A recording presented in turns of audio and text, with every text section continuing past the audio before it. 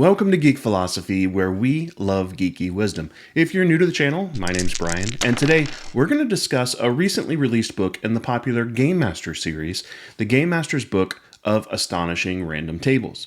Now, just like with the Game Master's Book of Legendary Dragons, Media Lab Books was kind enough to reach out and send me a copy so that I could review it and give them my honest feedback. And they also offered to send me a second one so I could give this one away to the Geek Philosophy viewers. So stick around and I will let you know how you can enter to win one for free. Now, before I get into my take on everything, I thought it would be good to mention some of the people who have already said a few things about this book, some people who you may already know from the tabletop role-playing game community. The foreword to this book is written by none other than Robbie Daymond. You may know him as the voice actor in a bunch of different animated roles, but in the tabletop role-playing game community, he is probably best known for his association with Critical Role. He played Dorian Storm in Exandria Unlimited and in Campaign 3, and he plays Howard Margrove in Critical Role's new Candela Obscura campaign, and he's even narrated a couple of their audiobooks. And right next to that forward is a quote by another member of the tabletop role-playing game community,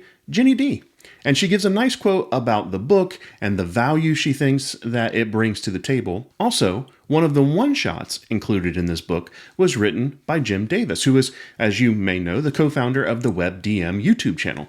So it was nice to see that the book already has some traction with the community and a few that are already in the industry. As with all of the books in the Game Master series, the introduction does a stellar job in sort of setting the stage for what the book is and what it isn't. It sets the expectations right off the bat, and it offers sort of a guide for how you should use the book, or how they suggest you use the book. And I think the structure of the book, just like most of the others, is pretty excellent. It's straightforward, easy to navigate, and has a pretty polished layout, which manages to pack in an immense amount of information without being cluttered. And that is really important. It has to be easy to read.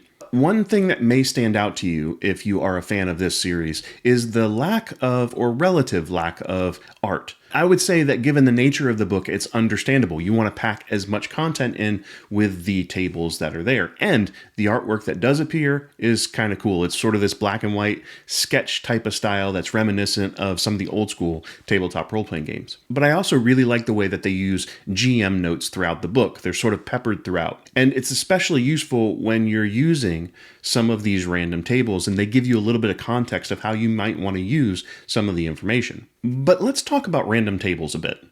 I realize that some of you may not have a bunch of experience with random tables in general. So what are they? Why would you even want some? I think in their simplest form, they're really a collection of potential outcomes. They're things that can happen or things that may occur. And they include all kinds of information like the types of treasure that you find in the dungeon, some random encounters that you might come across on a journey, or even like when you cast those wild magic spells, what happens when you do that? And you roll the dice, you look at the table, and you get an outcome. And that's just one way to use them, but it's sort of the primary way that they've been used in the past. In my home game, I actually use a character prologue system during character creation, and it's inspired by the Heroic Chronicle in the Explorer's Guide to Wildmount. So during character creation, players can roll on tables to determine elements like their home region and personal goals and allies, rivals, and even some major life events.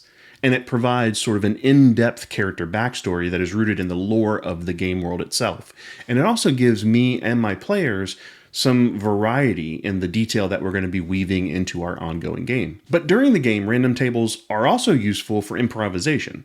If a player brings up something that you weren't ready for, which happens all the time, a good random table can be a lifesaver. But probably my favorite thing about random tables is that they are a fantastic source of general inspiration. There are times where I never really use the random table in the game. I just use it to help spark a few ideas and I run with it. But when I do use random tables, I also kind of do it with purpose. Instead of just going for things that are completely random stuff, which can be fun, I usually try to make sure that the tables that I use make sense for the game I'm playing. So to do that, I use a variety of tables, and I need to be able to find the information when I need it. The good news is that this book is really well organized. It's categorized in ways that make sense. Now, the first part of this book goes into world building, and it provides several different tables that help you craft your own pantheon and define the role of magic in your world, and a bunch of things that help lay the foundations. You can use the tables to figure out your planet or your realm or the geographical features and climate. You can even set the stage for how you're going to dive into some of the societal aspects, such as forms of government and the population type of your world.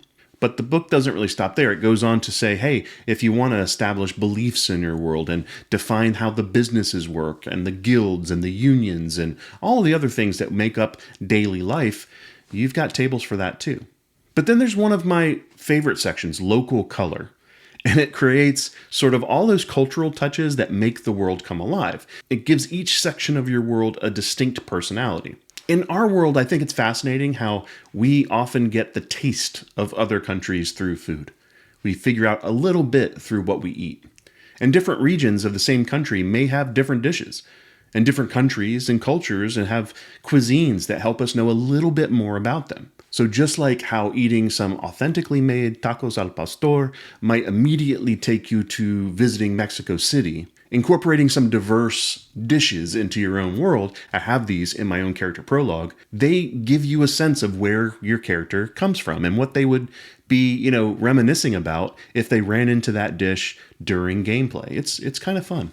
So the next part of this book deals with session building, the nuts and bolts of how to put the sessions together. And it gives you a lot of different things to start off with, but the one that is probably the most expected out of this book is random encounters. And these encounters, whether they're friendly encounters, which sometimes isn't really thought about a lot, or hostile encounters, bring a little bit of uncertainty to your game. But it's not just about the encounters themselves. The book also has some great options for chase complications. And that can be challenging to kind of figure out on the fly. So it's good to have a table that you can refer to as things go on.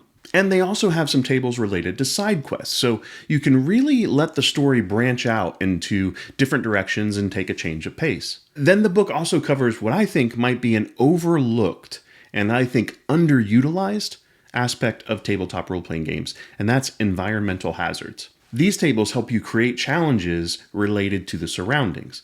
If you ever thought travel was boring and you just want to fast travel to the next location, certainly an option and you can always do that. But when handled well, it can be kind of fun. And you can use unexpected surprises, keeping your players engaged throughout the journey. Now, I know many of you watch our Critical Cafe show and are also fans of Critical Role. And if you watch Matt Mercer, he handles travel in a very unique way. When his group is doing some long distance travel, he'll often have the players take turns making some sort of check. If they succeed, maybe they travel without issue. If they don't, he might make them roll again, and he put together his own random table for those situations, so he's narrowed things down and curated options, meaning he's prepared for whatever they roll and pops up next. Yeah, there's the days where somebody wants to roll a d20. 5. Roll a d6 for me. Oh, something happened. Geladon is back. 1. White dragon. 1.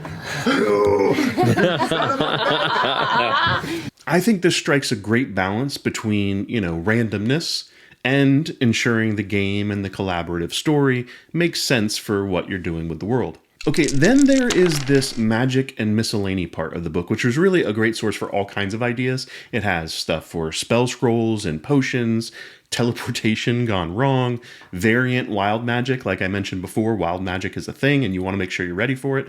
But it also has things like gifts and curses, dreams, prophecies, and one of my favorite tables that I have already bookmarked, pickpocketing. Let me quote the intro to that section. Strangely enough, the characters love to steal things. The following table is a handy list of things you can provide to your enterprising player who is able to successfully engage in the life of crime. Roll D100 and consult the pickpocketing results table.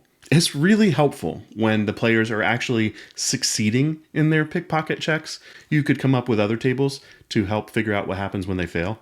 There's even a section in this part of the book for the weird, wild, and random. I mean, all in all, this book is really useful. It strikes a perfect balance for me between variety without being overly complex. The last part of this book is dedicated to 3 well-written one-shot adventures, and while I haven't had a chance to run them yet, they hold promise given the pedigree of the author. So, all in all, I think the Game Master's book of Astonishing Random Tables is a really good addition to the series of books that have been released.